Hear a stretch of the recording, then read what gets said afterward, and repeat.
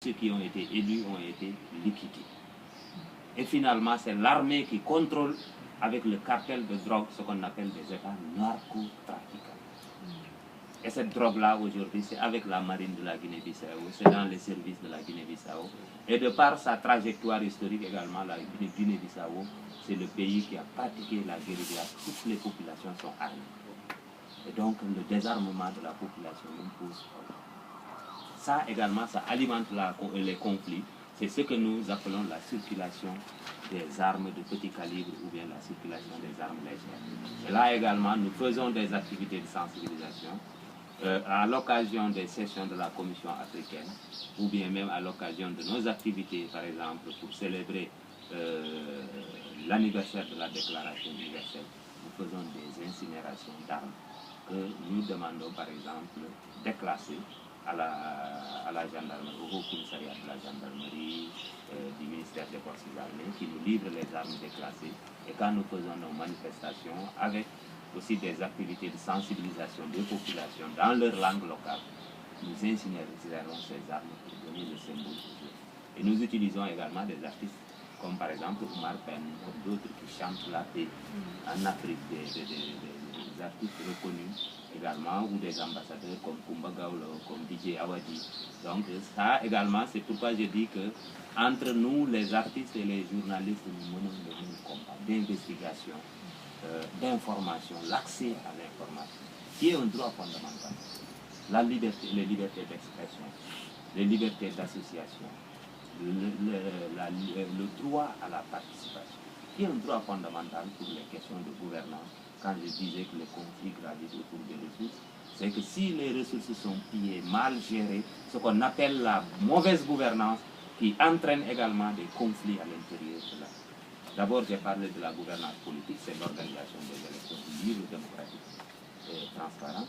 La gouvernance sociale, c'est la lutte contre toutes les formes de discrimination, qu'elles soient basées sur le sexe, la nationalité, la race, l'ethnie, l'origine sociale, parce que nous nous fondons sur le principe selon lequel est l'article 1er de la Déclaration universelle des droits de l'homme qui dit que tous les êtres humains naissent libres et égaux en droit et en dignité. Et ça, c'est le principe fondamental qui guide notre action. Renforcé maintenant par les instruments nationaux, la Constitution nationale qui est notre charte fondamentale.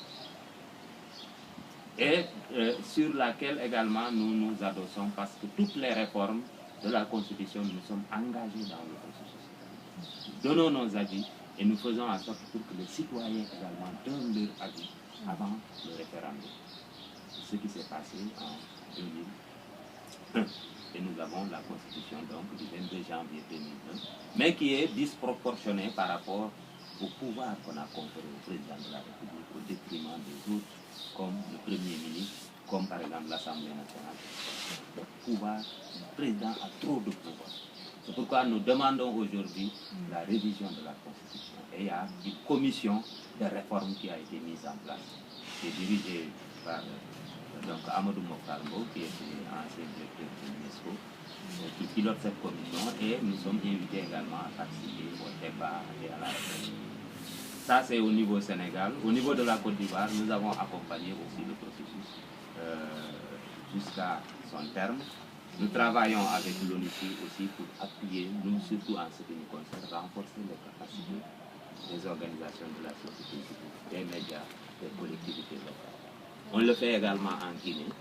Et la Guinée, nous sommes parvenus également, après le coup d'État de Dadis Moussa Camara, nous sommes parvenus à travailler, parce que nous avions un observatoire en Guinée que nous allons encore redynamiser, parce qu'après, il y a eu tellement de crises que notre coordinateur même était obligé d'être exfiltré de la Guinée pour le ramener au Sénégal. Et là, nous avions également en charge les victimes. Toutes les victimes de viols, etc., on les a regroupées pour les amener à Dakar. Oui, c'est un de nos cas, on est en train de discuter, hein, parce que c'est très intéressant. Et ça, nous les avons amenés à Dakar. Nous avons reçu maintenant aussi demandé un soutien. L'ambassade de France nous a appuyés, d'autres ambassades nous ont appuyés. Les ONG et l'OMCT nous a apposé, l'Organisation mondiale contre la torture. Tous ceux qui avaient subi des tortures, nous avions un centre qu'on a ouvert à Thiès. C'était un centre aussi Ils étaient combien? Médical, avec qui nous avons travaillé. Peut-être qu'on pourrait même, c'est intéressant, hein, C'est des ça. détails. Peut-être savoir ils sont combien. Il y avait une dizaine plus d'une dizaine même. Il y en a même 2 qui étaient là. Je voulais même, elle m'avait dit qu'elles vont revenir. Il y en a 2 qui sont restés encore au Sénégal. Il y en a certains qui ne sont pas rentrés pour des raisons liées aussi à des pesanteurs socio-culturels. Après avoir vécu ces atrocités, elles préfèrent plus vivre dans ce milieu-là. Donc, il y en a qui sont encore là.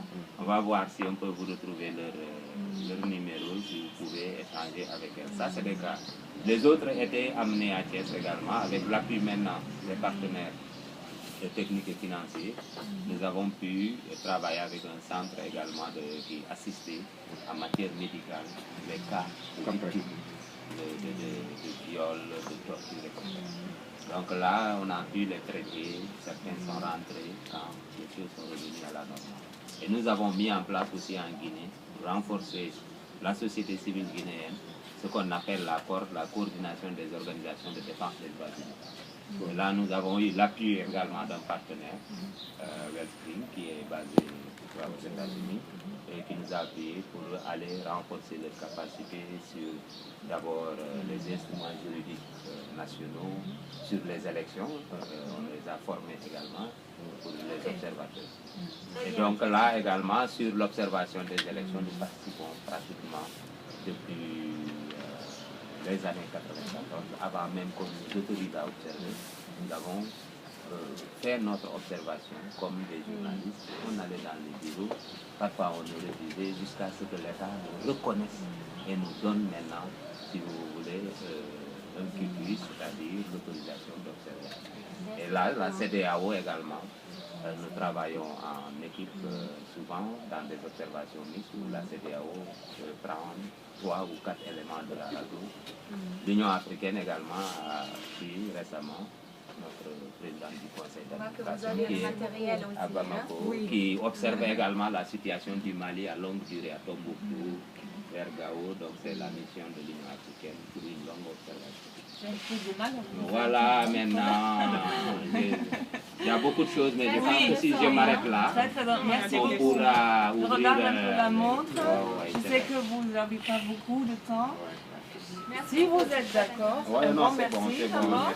si vous êtes d'accord, j'aimerais bien ouvrir maintenant le débat et la possibilité à nos participants de poser des questions très ciblées.